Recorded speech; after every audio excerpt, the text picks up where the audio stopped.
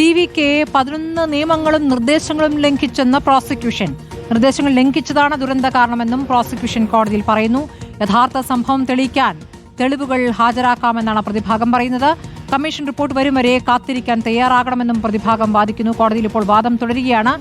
അഷ്കർ അലി കരിമ്പയുണ്ട് വിവരങ്ങളുമായി. അഷ്കർ, ഇപ്പോൾ ടി.വി.ക്ക് നേരത്തെ കോടതി പറഞ്ഞ നിർദ്ദേശങ്ങൾ, അതിനുശേഷം പോലീസ് പറഞ്ഞ 24 നിർദ്ദേശങ്ങളിൽ 11 ലംഘിച്ചു എന്നാണോ ഇപ്പോൾ പറയുന്നത്? അതോടൊപ്പം പ്രതിഭാഗത്തിന്റെ വാദങ്ങൾ എന്താണ്?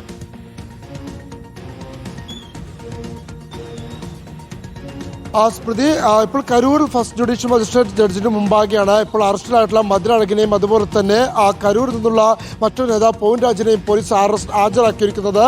അവരുടെ ജാമ്യവുമായി ബന്ധപ്പെട്ടുകൊണ്ട്, അവരെ റിമാൻഡ് ചെയ്യുന്നതുമായി ബന്ധപ്പെട്ടുകൊണ്ടുള്ള വാദപ്രതിവാദമാണ് ഇപ്പോൾ കോടതി നടക്കുന്നത്.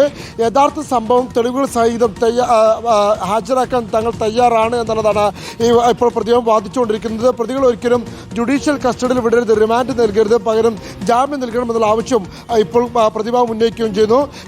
ഇപ്പോൾ നിലവിൽ കേസ് അന്വേഷിച്ചുകൊണ്ടിരിക്കുന്നത് ഏകാഗ്ര കമ്മീഷനാണ്. ഈ കമ്മീഷന്റെ റിപ്പോർട്ട് വരുന്നത് വരെ കാത്തിരിക്കാൻ തയ്യാറാവണം, അതിനുശേഷമേ നിയമ നടപടികൾ പാടൂ എന്നൊരു നിലപാടും പ്രതിഭാഗം ഇപ്പോൾ കോടതിയിൽ ഉന്നയിച്ചിരിക്കുന്നു.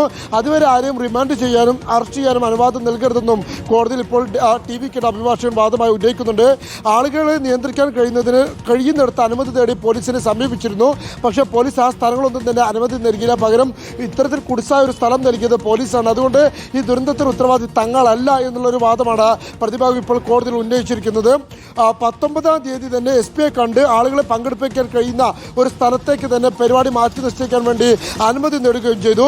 എന്നാൽ ആ സ്ഥലം മറ്റൊരു കക്ഷിക്ക് നൽകിയെന്ന മറുപടി SP നൽകിയെന്നാണ് ഇപ്പോൾ ടി.വി.യുടെ അഭിഭാഷകരായി കോടതിയിൽ വാദിച്ചുകൊണ്ടിരിക്കുന്നത്. അതോടൊപ്പം തന്നെ അതുകൊണ്ടാണ് നിർബന്ധിതമായ ഒരു സാഹചര്യത്തിൽ പോലീസ് നൽകിയ സ്ഥലത്ത് തന്നെ പരിപാടി സംഘടിപ്പിച്ചത്. മാത്രമല്ല, പോലീസ് അനുമതിയോടെ പോലീസ് നിശ്ചയിച്ച് നൽകിയ സ്ഥലത്താണ് പരിപാടി സംഘടിപ്പിച്ചത്. അതുകൊണ്ട് വീഴ്ചകൾക്ക് ഉത്തരവാദി തങ്ങളല്ല, പ്രതിഭാഗമല്ല എന്നുള്ളൊരു ആവശ്യം കൂടി ഇപ്പോൾ കോടതിയിൽ ഉന്നയിക്കുകയും ചെയ്യുന്നുണ്ട്. അഥവാ റിമാൻഡ് അനുവദിക്കരുത്, ജുഡീഷ്യൽ കസ്റ്റഡി അനുവദിക്കരുതെന്ന ആവശ്യമായിട്ടാണ് ഇപ്പോഴും വാദപ്രതിവാദം തുടരുന്നത്. സ്മൃതി, ശരി, പോലീസ് നൽകിയ സ്ഥലത്താണ് ഈ പരിപാടി നടത്തിയത് എന്നാണ് ടി.വി.യുടെ വാദം. ഇപ്പോൾ വാദ പ്രതിവാദങ്ങൾ തുടരുകയാണ്. അഷ്കർ അലിയാണ് വിവരങ്ങൾ നൽകുന്നത്.